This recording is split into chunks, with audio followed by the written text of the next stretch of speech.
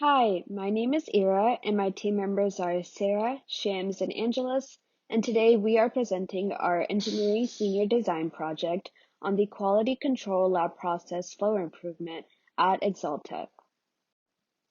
Founded in 1866, Axalta is the leading global manufacturer of coating and paints, with a variety of different applications such as decorative, automotive, and industrial. Today, it serves its customers in about 130 different countries, with employing over 14,000 people worldwide. The company's product lines include liquid and powder coatings, as well as specialized coatings for just about everything from aerospace to oil and gas equipment. For this project, our team primarily focused on our research and data collection for the Quality Control Lab at Axalta. Previous modifications to the lab have been made, such as installing a new system program to keep track of the samples, a new ticket system designed by one of the lab technicians, some ergonomic evaluations, as well as a physical relocation of the lab itself. Our objective with this project was to find ways to enhance the laboratory's operations, with our primary focuses were on the lab safety, efficiency, and productivity. Our team analyzed the various factors such as lab layout, equipment, communication, and computer usage, and we use these ways to identify areas for improvement. Our study will provide practical recommendations to laboratory managers and technicians that they can implement in order to achieve better safety, efficiency, and productivity within the QC lab. For our research and data collection, our team performed on-site observations. We did our research for about 8 weeks total, visiting the lab 2 to 3 times every week, with each visit lasting about 3 hours each. Each team member would shadow a lab technician and perform time studies on how long it would take each lab technician to test their sample. In addition to that, we also identified any factors that we thought were causing delays in the overall sample testing process. Additionally, each team member would interview each lab technician and get their own personal thoughts and opinions on their work environment, as well as their personal ideas on areas that they believed could be improved within the QC lab. For our project, my team and I utilized the Simio software to conduct a simulation of the lab technicians as they moved throughout each stations within the lab. The specific stations that were involved that we included in our simulation were the spraying station, the oven station, the thickness test station, the fluidization station, and the computer station, among some others. The purpose of this methodology was to investigate the potential benefits of implementing new processes or procedures that could streamline the laboratory testing process and improve their overall efficiency. The Simia software provided a detailed analysis of the cycle time required to complete a sample, allowing the team to identify potential bottlenecks and areas of inefficiency in the current process. With the help of management, our team was also provided with a CAD drawing of the layout of the laboratory. Our team used this CAD drawing to create a digital replica of the current lab layout, accurately mimicking the setup of the current equipment, table, chairs, and computers. The resulting digital model was then used to create a spaghetti diagram. This diagram identified areas of collisions that could happen between the technicians and highlighted areas to reduce unnecessary steps. The purpose of this methodology was to provide a visual representation of the laboratory setup, enabling the team to pinpoint specific areas for improvement. Here is a fishbone diagram highlighting some of the current issues that we have found while observing the QC lab. We will dive further into these issues in the following slides. So starting from the left photo on the screen, excessive amount of paperwork in front of a lab tech can lead to confusion and slower work times. Crowding and distractions may arise when technicians disregard the sample drop-off window and choose to enter the laboratory instead. Neglecting to indicate the arrival time on tickets can result in difficulty tracking sample progress and duration, leading to potential errors and delays. And then the presence of outside operators and personnel within the lab can be a source of distraction, leading to slower sample processing times. Insufficient laboratory supplies for technicians can prolong wait times for equipment use, impacting workflow efficiency. Improper placement of metal plates and buckets can result in excessive weight that causes strain and potential injury when being lifted for recycling. The absence of a priority system for sample drop-off and processing can lead to inefficiencies and potential delays in laboratory workflow. And then finally, laboratory tables that are not ergonomically suitable for all technicians can result in neck and shoulder pain and discomfort. The QC rules are algorithms that mandate action based on the result of one or more control observations, which are used to decide whether the analytical run is under control. During slow time, productivity is low. During peak times, lead time is not meeting the required performance. Technicians at Axalta don't know the lab's capacity. There is no way to distribute the workload effectively. This instability can use up too many resources and valuable lab space. In other words, lab processes get tense and priorities change all the time, leading to a stop and start approach into individual projects or samples, making things less effective and wasting more time. This approach often results in an increase in the number of mistakes and reworks. In short, muda. The current quality control lab layout at Axalta is facing a long cycle time to complete a sample due to the crisscrossing happening inside the lab. In order to address this issue, it was important for the team members to understand the technician's opinion and input on the existing QC lab designs at Axalta. The team members asked the technicians several questions on the existing laboratory designs to include the layout of the rooms, lab furniture configuration, and equipment placement. The associates were asked to provide feedback on design elements they liked and those that did not work well for them. They were also asked for their input on how to improve the design for future laboratories. The feedback received from the technicians clearly indicated a preference for open space layouts with rooms that are easy to move around. The placement of equipment to enable sharing between different technicians was highlighted as an advantage, as well as the capability to configure dedicated work areas for specific tasks with all the necessary materials and equipment close by. By incorporating the technician's feedback, Axalta can create a workspace that meets the needs and preference of their technicians, leading to enhanced quality control processes and increased productivity. The team created a floor plan of the QC lab, identifying all the equipment and workstation used by the technicians. The technicians were then observed and their movements were tracked and recorded using colored string. The resulting diagram showed the paths taken by the technicians and the frequency of movements between the various equipments and workstations. The blue color was used for Tech A, green color was used for Tech B, and the orange color was for production crew. By analyzing the spaghetti diagram, the team was able to identify areas where the technicians were spending unnecessary time or moving inefficiently. The team was successful in redesigning the lab layout to reduce bottlenecks and boost production after finding areas for improvement using the spaghetti diagram.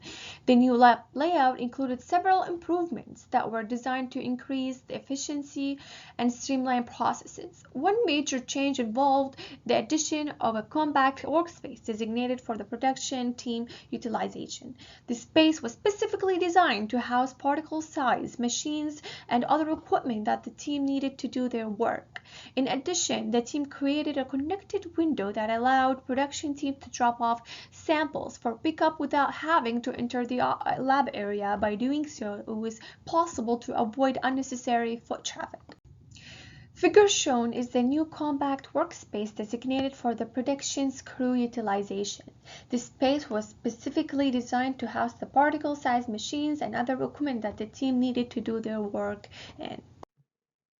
Based on our meetings with the management, they have told us that they require the testing sampling time to be no longer than 30 minutes.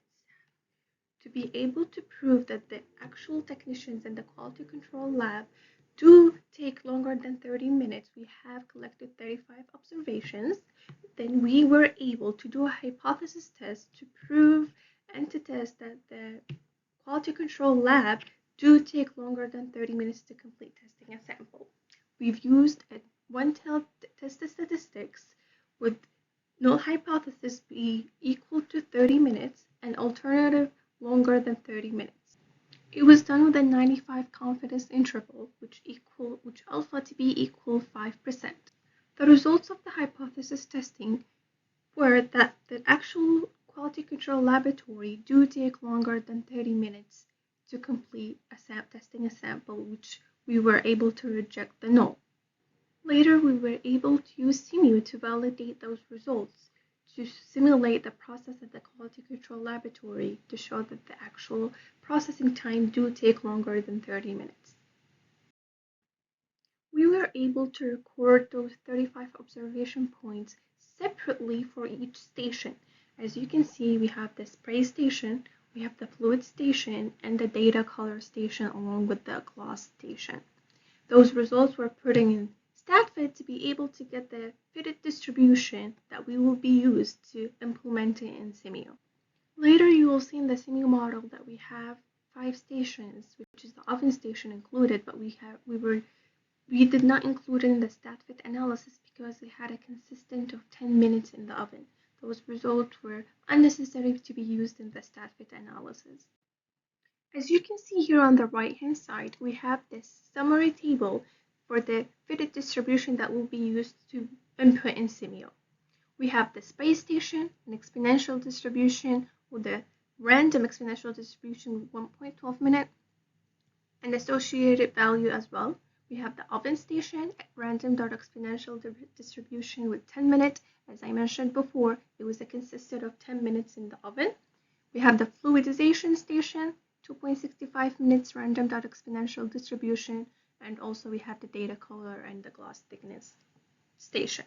Those results were then used in Simio to be able to create a model that will help us simulate the current processing time, which will allow us to analyze the current processing time and be able to identify bottlenecks and areas for improvement, which will help us later to increase efficiency and reduce the processing time for the current process that will meet the requirements of the management to have less than 30 minutes.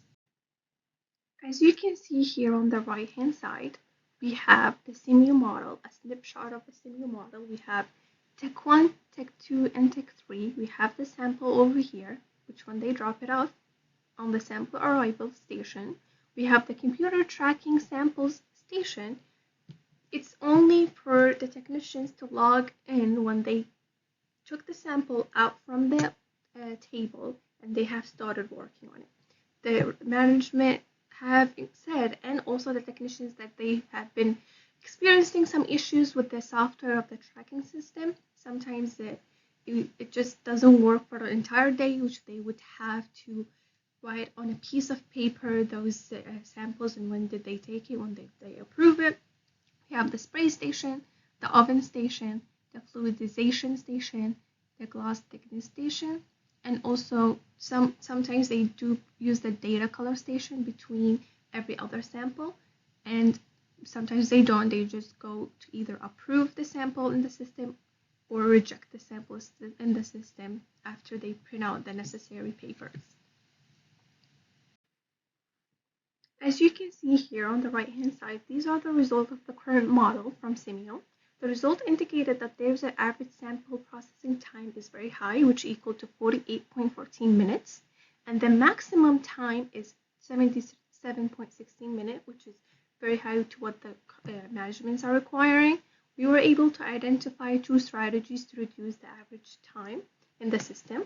The first one is to increase the number of tools available for the technician. There are 3 technicians, however, there's only 1 tool to be used for them. So each technician have to wait for another technician to finish their sample to be able to utilize the tools available. The second strategy is to eliminate unnecessary steps. For example, the printing station within the process of inspecting a sample. They do, as I mentioned, they print out the papers and then they place it outside of the warehouse, outside of the lab for the warehouse operator to pick it up.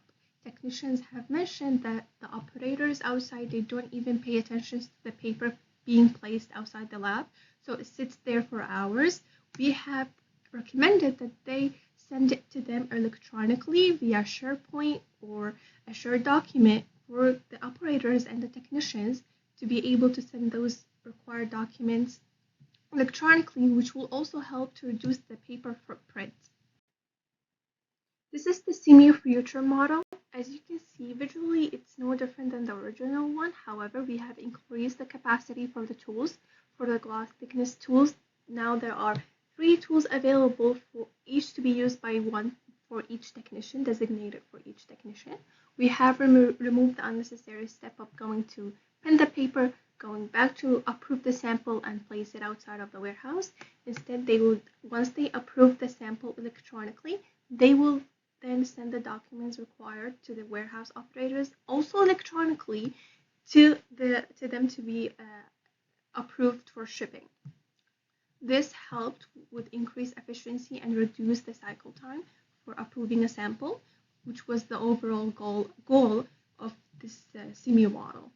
The results later will be shown.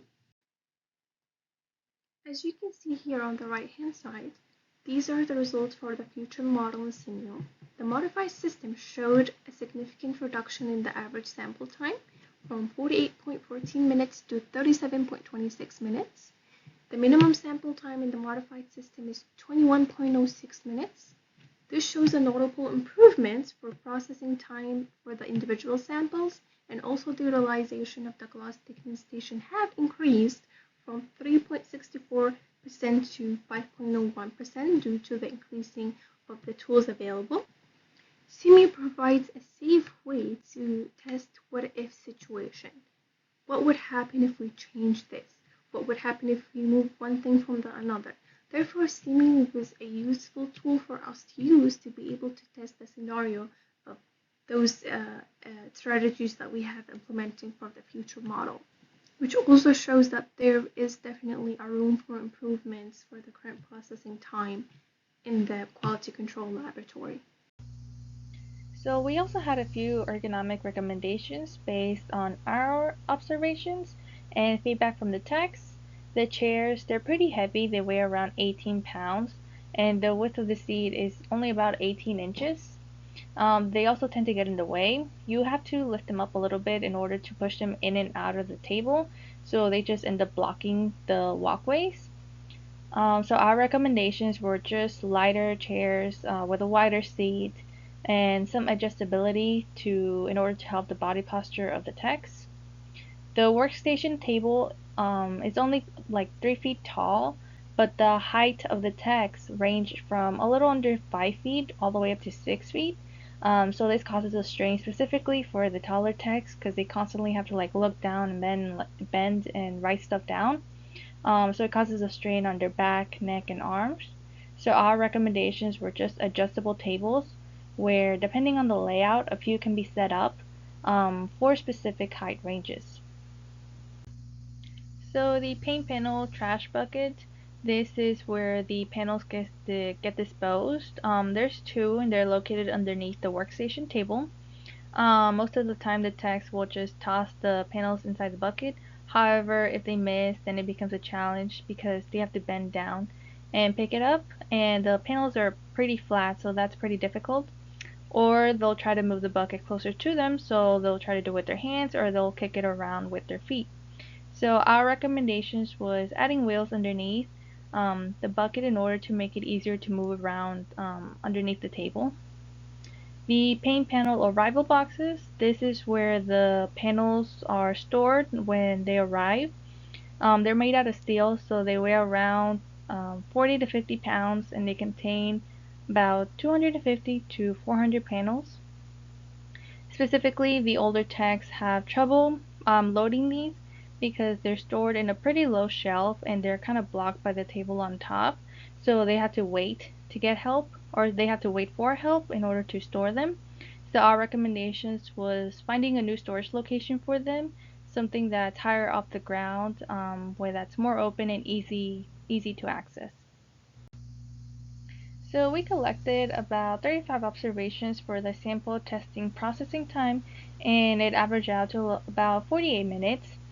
We recorded our observations in the fishbone diagram and built a simulation model using CMU of the current layout of the lab and the recommended layout, and identified possible recommendations such as the new layout map, increasing supplies in the glass thickness station, removing the printing station, specifically to adopt a more paperless system, and ergonomic changes such as the chairs, the paint panel bucket, and the workstation table.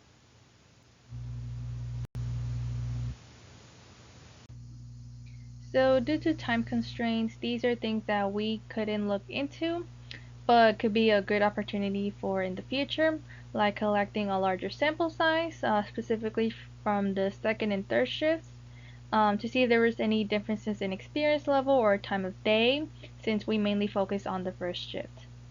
Collect data on other paint types like the NapGuard. We mainly looked into the ACM, and NapGuard is kind of located in like on the other side of the lab. Evaluate individual steps in a testing stage. To identify improvements, we mainly focus on timing the entire station, not individual steps in the stations, like if a tech was going to be testing the gloss thickness, we didn't time the amount of time it took for like to reach for the instrument and then put it on the paint panel, or putting the paint panel away. We just timed the whole station, but that could be a good opportunity to see if there were any more changes or improvements that could be done in that process or that specific stage. Also, analyze technicians' strengths and weaknesses to inform training and guidance strategies. Again, we didn't look at specific techs and evaluate their performance like individually. We were looking at the overall process, but it could be a good opportunity in order to see any kind of development or customized training for the individual.